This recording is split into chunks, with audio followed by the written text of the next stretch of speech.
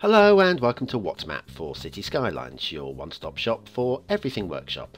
There are thousands of items on the workshop now, so finding the right one for your next city build is a huge task.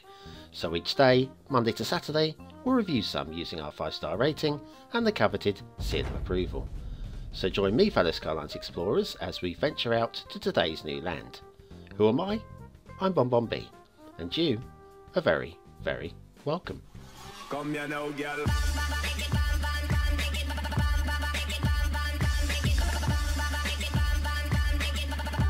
Hello and welcome to What's Map, your one-stop shop for everything workshop. BonBon here. How you doing?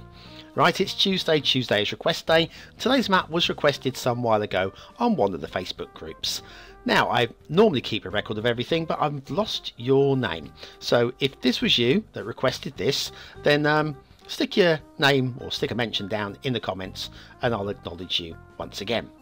So anyway, this map, it's not bad. It's a little bit naive in places, but it's got some really nice design features and the detailing is not half bad. But before we go and have a look at that, it's time for you to respond to your daily reminder.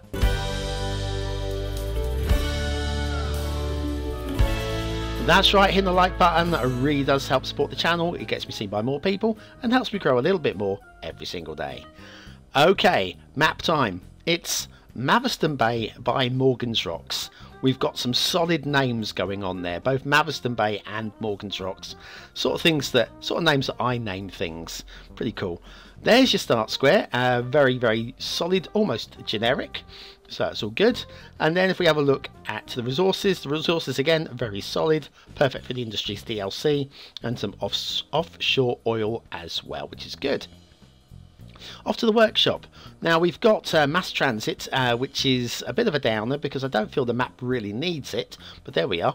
Then we've got New Caledonia theme, we've got the clear and bright LUTs from Scotland Tom, and instructions for switching off the fertility or oil and forestry colours. Well, that one I've ignored. Why? Well, having seen the map both with the ore switched on and off, I prefer it with the extra brightness from the fertility colours, etc. Well, in this day where we have over 30,000 maps on the workshop, you sometimes just need a little something that makes your map a little bit more memorable, makes it pop. Yes, you can switch the ore and oil off, but it would have been a really mundane map without it. Because the thing is, this map doesn't really have an awful lot screaming about it. There aren't many unique features, just a good standard and a good build plane. There's no realism to it, it's a bit naive in design. We've got a long elevated section here that could have been at ground level, that kind of thing. It's okay, there's nothing wrong with the map. Oh, by the way, no traffic on this section through good design. This is a loop that takes you away from the through traffic, and both the start locations, the start square and a separate start location, are down this route. This bridge, however, isn't too clever. It's a bit on the slope, and if you check out, well, you can see, got the pillars here are actually, well, sunk into the actual ground. Could have been better worked, I think, that one. Could have been better worked. That's probably the worst bit of detailing on the entire map. Well, the most memorable bit of detailing on the entire map, if nothing else. If you look at the road's good standard. We've got equidistance all the way again. And this isn't the start square, this is a secondary start location. Once again, it's very nicely done. If we pop up here, we'll find little nicely lightly decorated, not brilliantly decorated, but lightly, it's fine. Nothing wrong with that.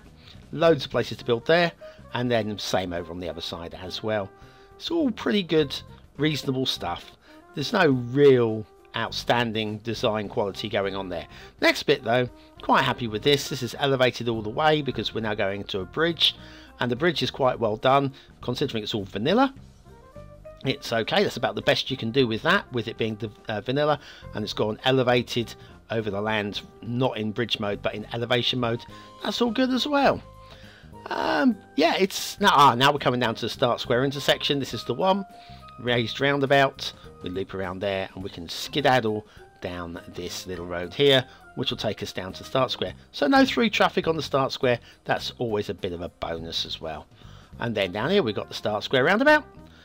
And yep, plenty of room to build there. And if we zoom back in and turn to the left, we get miraculously appearing little, yeah, roll the reel back. That wasn't there a second ago, was it? And what we've got is the Baltic Market strip mall by Spence. This is a small commercial unit as part of a selection by Spence that all work really nicely together, owned by the local Latvian, Lithuanian or Estonian family that's moved in a few years ago. And of course, factoids, because factoids got time for just one short one. Anyone caught stealing a Pekingese dog in imperial times in China was put to death. Pekingese, more like Pekingese dog. That was the Baltic Market strip mall by Spence, today's asset of the day. And back onto the networks. Back to this intersection, we take a left because we came from the right. Don't want to go back the way we came. And then down to this intersection here, which is quite tidy, looks plopped. Nicely basic detailings as well. And we'll head off towards the edge of the map. Everything's pretty standard, everything's pretty good as we move along. And it's all, I was going to say it's all good, but this slip road here, there's a bit of a shoulder on it, if I'm honest with you. I'd like to have seen that move smoothed out a little bit. So let's have a little play with that one now using Move It and high speed technology, eh? Not the easiest thing to actually get these things looking perfect. So you do have to spend a bit of time, a bit of patience, and then just tweak and twiddle around until you get something that you like. And something like that is about fine. Just get that arrow put back in and we'll move on. So yes, just a minor grumble. It's nothing really to get upset about. Within the context of the map, within the context of the game, it makes no difference. It's fine. It's just taking it to the next level, you know? And there's plenty of things that could be taken to the next level on this map. The rail isn't one of them. The rail's actually really quite nicely done. Across here, we've got a very nice elevated rail section across the old river there. We stay elevated, and we're going to incline just slightly, but it's dragged out over a long period of space, over a long distance. Yeah, that's a period of space, isn't it? Over a long distance, which kind of hides the elevation. It's quite nicely done, that. And then we stay elevated across here. A lesser map maker would have dropped back down to ground level. We stay elevated across the river, which once again, quite nicely done as well there. And we come across the other side, and now we run parallel with the highways. And yeah, I do like the bright fertile colour. I know a few of you will probably hate that one, but I like it. I'm going with it. Left, why not left?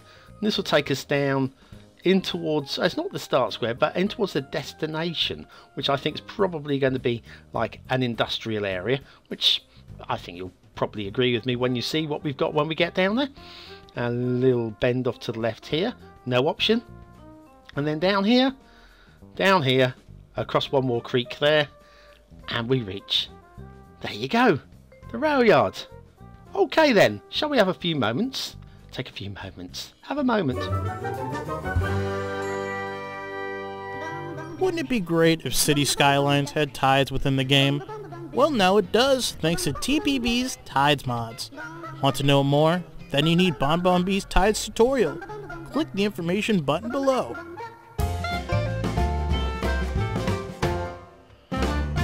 You'll be very pleased to know that more of these are being made as we speak. Don't worry, we can mix things up a little bit. Right, okay, shipping routes. No problems with shipping routes. Nice smooth arcing curves. Really cool there. And we come up here, and we can do a loop-de-loop up here, right? We'll take a left, and a left, and a left, and then right, and we go back the way we came. That's nicely done as well. Down here, we've got a shipping route that if you look at this ship, I mean, that's about the best you can do, really. You can either have it scraping on the inside or scraping on the outside. There's no two ways about it. Short of getting rid of the pillars completely. And when the shipping route goes up the river, and then we've got another one of these, which once again, perfect positioning again, is as close as you can get without scraping. And then up the river again, which we'll look at a bit more detail in a moment. You may have noticed some rippling going on there, this section here. We will have a look at that in a moment. Water flow is really good, mostly. Like down here, good water flow right the way out to the sea that way. And we've got good waterfall the other way. This little part here, this is dead water. And I don't feel that this is an area where the river would have actually formed. But we've got it anyway. That's what we've got to play with. Now, good water flow. Overall, the map is quite tempting to build on. We've got a lot of different little different biomes and areas. Like this beach area is actually quite nice. Can use that as for being like a resort area. Over here we have got some sandbanks. Sandbanks are good. Over here we've got some cliffs going on here.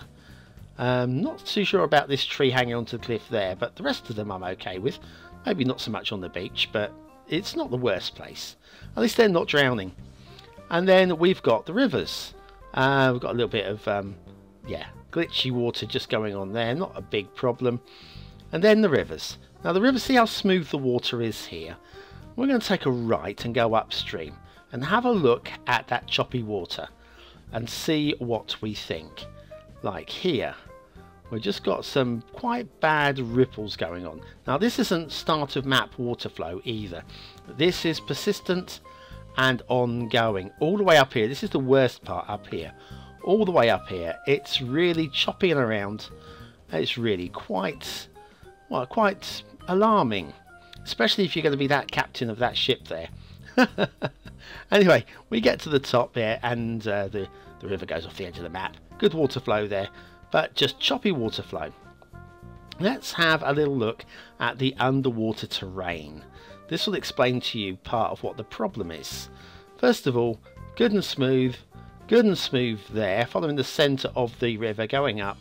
It's just gentle and smooth and flat-ish until you get to where the troubles begin, and look, we've got some underwater divots going on there. Look at that. That's quite deep. Let's have a little count. 1, 2, 3, 4, 5, 6, 7, 8, 9, 10, 11, 12, 13, 14, 15, 16, 17, 18 metres deep, that. So nearly 20 metre drop. And that is going to cause ripples. Now it's not the only cause of ripples. It carries on like this all the way up. It's not the only cause of ripples. You've also got the width of the river as well at the top, where it narrows and then it widens and then it narrows again as it goes around that bend there, and that will also cause lots of slushing around. As you can see, I've gone to the effort of just leveling out the river bed, which should soften the waves out a bit, but of course that problem at the top with the elbow being too wide, that will mean that we're still going to get ongoing problems in the minutes to come.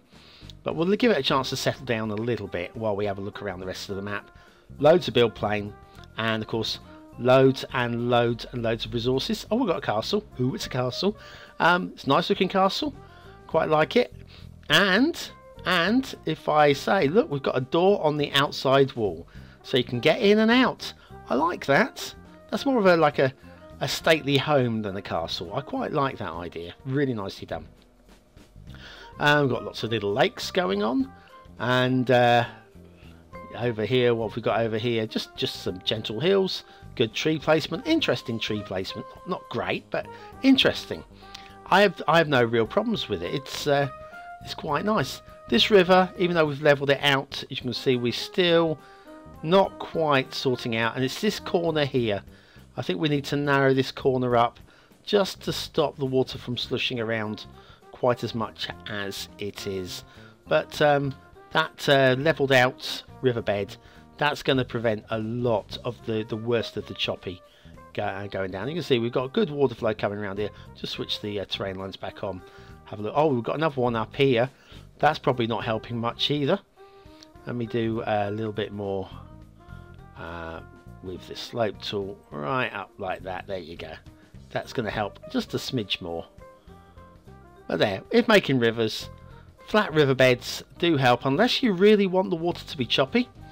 You might want to do that if you've got rapids or something like that. Mountain rivers, those are reasons for having a non-flat riverbed. But it's looking better. It's looking better. It's nowhere near as bad as it was, but we will get a little bit of continuous slushing around anyway. Right, okay, so now I've moaned about that river. What do you think? Is it a 1-star map? Is it a 5-star map? Is it somewhere in between? Your votes really do count. We use them at the end of the month for the Viewer's Choice Top 10 for the month. Is this going to be one of the best 10 maps of the month? Could be interesting. I think a few of you are going to quite like it. I think a few of you won't, but I think it might just squeeze into that top 10, you know, possibly. Somewhere around like 10th, maybe 9th place, possibly. See what else we've got coming this month. That'll make a difference, won't it? Aesthetically, anyway, I like it. I like it. Even with these ore and oil and everything switched on where it shouldn't be, I think that adds to it. I think it's a high 3.